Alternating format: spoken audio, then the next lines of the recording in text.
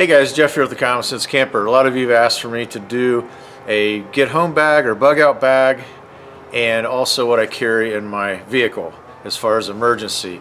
I think it's important that you separate the two, because you don't want to carry wrenches and screwdrivers and bungee cords, you know, lock de-icer and things of that nature in your bug out bag, because you're not going to need it. If you're leaving your vehicle, you don't need to take that stuff with you. So I think it's important that you separate those two components when you're putting a kit like this together for your own vehicle. I have some bungee cords.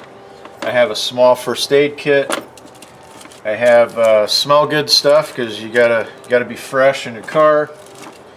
And I have 3 road flares, emergency road flares. I have basically a bottle opener. Has a small knife on it, which is absolutely useless, but mainly it's just as a bottle opener. Some lock de-icer, a window shield or windshield scraper. Have a couple shop towels, a funnel. Have some zip ties, Gorilla Tape, some 4mm poly. In this bag I just have some tent stakes, some fat wood, and some cordage. I also have another lighter in there as well. I have a plug kit, tire plug kit. Very important. I use those things all the time. I have some toilet paper. I have some of these like bungee ties, come in very handy. An extra cord for my phone to charge my phone with. And then in this bag here is basically just pens, pencils. I have a couple of those chalk window markers. These are really nice if you're broken down. You can actually leave a note on the window instead of trying to find a piece of paper and somehow trying to find a way to stick it on the window. You can write with it with one of these. So that is basically the car kit. And inside this here I just have one of those universal screwdrivers, has all the bits in the end, a pencil, a carpenter's pencil, a blanket pen, and then another lighter. So I'm always going to be lighter heavy, big lighter heavy. So that's that. And then I have 2 of these, which are basically ditch plates. So if you're stuck in snow and you can't get out, you dig out a little bit, place those in front of your tire. I like these because they fold up. They don't take up a lot of room, and since they do fold, they're hinged. They kind of follow the contour of the terrain that you're trying to get out of. Another thing that I highly recommend is getting something to air up your tires with. This comes in handy more than just airing up your tires. You can blow up a air mattress with it. If your kid's football goes low, you can pump it up with that. Now this was one that my wife found used. It was like $5 on one of our local like Steals and Deals type website. But this comes in really handy. It does take a while to pump it up because it is a cheaper model, but nonetheless it does work and it will fill up the tire. Now you're probably saying to yourself, well, what about jumper cables? Well, I left that separate for a reason. This is a great tool, and I have used this several times, and it does perform exactly the way it says it performs. This is a Genius Boost by NOCO. This is their 1000 amp charger. This will go up to a 6-cylinder. It will charge a 6-cylinder about 14 times before it goes completely dead. The reason I put this separate is this is something that I'm going to grab and put in my bug out bag, because I'm going to be able to charge my phone for probably a month off of this one little brick right here. So I kind of keep this separate. The reason it's separate is that I have it plugged into my outlet in the back of my vehicle, so that every time I drive, this is being charged. The other nice thing is that it does have a light on it, so you can turn the light on. Has different modes.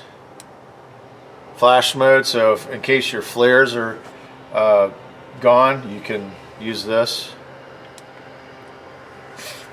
And again, that's something that I will throw in the bug out bag. Okay, so now for the bug out or get home bag portion of this kit. So first and foremost, I have a pair of muck boots in here.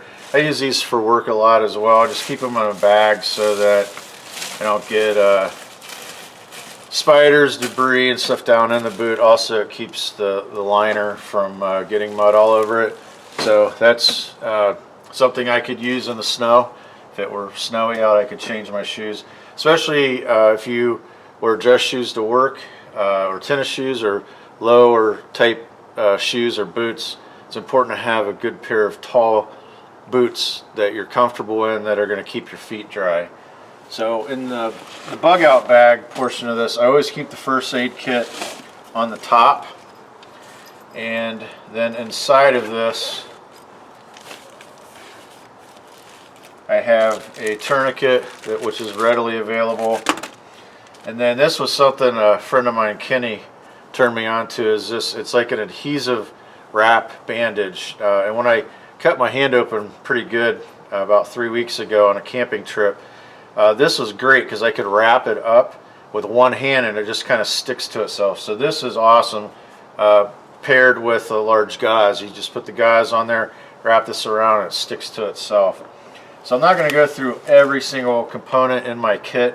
I think first aid is something that is something that you have to put together for yourself based upon your habits, your needs, and wants with the first aid kit. Obviously, I have the smaller, what you call boo-boo kit, which is, Advil. Got some earplugs in there, aspirin, smaller bandages, but I also have some bigger things in here for like bee stings, sunburn, burn cream. I have gloves and gauze and some bigger items in this kit. So if I had to bug out and I had to take off, obviously I'm going to take this kit and put it inside of my bug out bag so that I have it with me. But for the purposes of leaving it in the vehicle, I put it right on top in case I need to get it quickly. So this is the Maxpedition Flieger Duffel bag. I like this because it's a clam shell style bag and it just seems very easy to load everything in here. So I'm going to start at the top here. I have some toilet paper. I also have a compass in this side, and then over here I have a cheap poncho and then a piece of fat wood with some Gorilla Tape wrapped around it. Then I have this, one of the things I like about this is it has this strap that you can kind of cinch everything down, and it makes it a lot easier for the bag to zip closed. So in here I have an emergency radio. This is one of those crank up ones. These work well. The solar part of it is terrible, I'll be honest with you. I have not found one yet where the solar works really well unless you leave it out in direct sunlight for like 5 days, and then you might get 15-20 minutes out of it. Works a lot better with the hand crank part of it. So this keeps me in touch with the outside world should I be stranded somewhere. A bottle of water, and I also have 2 more bottles of water here, and I also have a way to filter water in here I'll get to in a minute. Just have a hat, a pair of winter gloves, a pair of leather gloves. This is very, very important to have a good pair of leather gloves. I put my larger tarp in here, and the reason I did that is if for some reason my vehicle breaks down and I am with my family, I can set this tarp up off the side of my truck and have a nice big area. I believe this is a 12 by 14 tarp. It weighs under 2 pounds, so it's not real heavy. So I have that with me. This is a miscellaneous bag. I have one of those cheap Mylar blankets in there. I highly recommend, and I've just ordered one, getting the bivy. Get the one with the orange lining on the outside. They're a lot more durable and they work a lot better. But I do have that in there with 2 pairs of hot hands. This is my water filtration kit, and basically that is the Sawyer mini filter with the bag and also the cleaning syringe.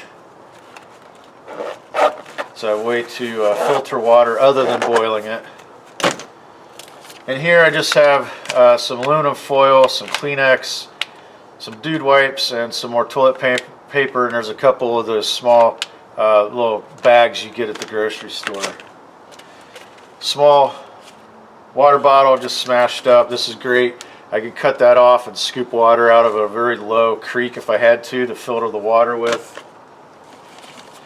I have a smart water bottle that's just an empty one, a dry bag,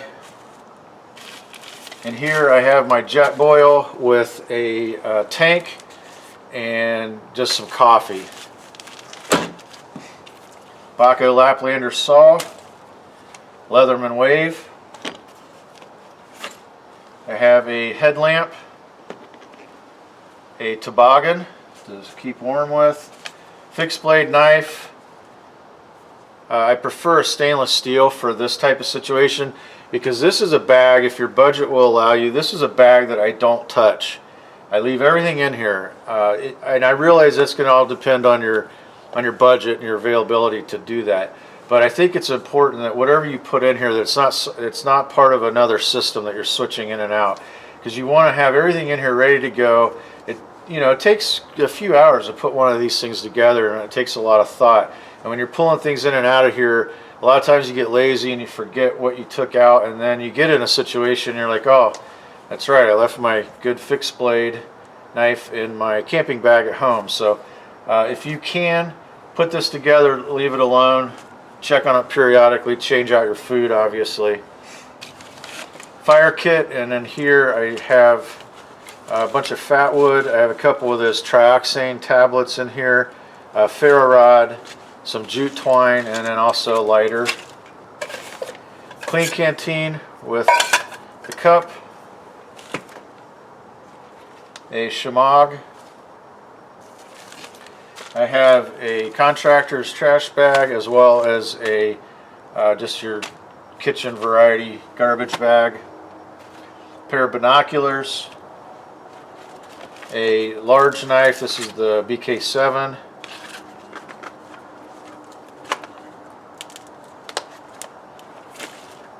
a roll of bank line, number 36 bank line, about a 27-foot hank of paracord. There's about a dozen tent stakes in there. It just probably all fell into the bed of my truck. Then I have one of those grabber space blankets. I'm not going to go through everything in this. I've done a separate review of this, but this is my kind of my bits and bobbits or gadgets bag. I'll hold it here just for a minute so you can kind of see what all's in here.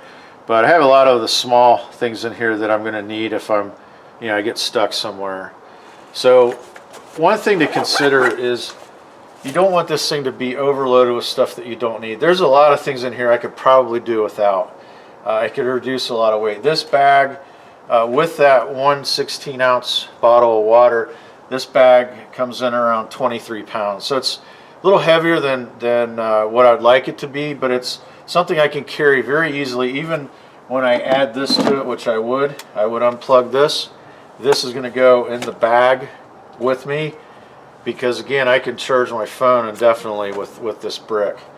The other thing I would grab is obviously my personal protection for myself and my family.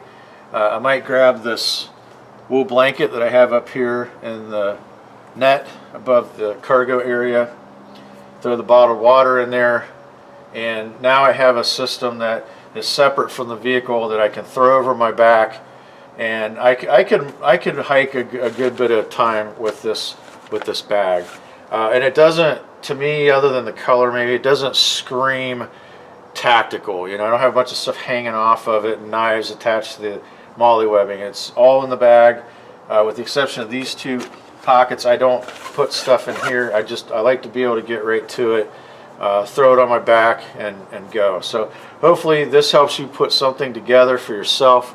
Again, this is all very I would say very personal, a personal type of kit.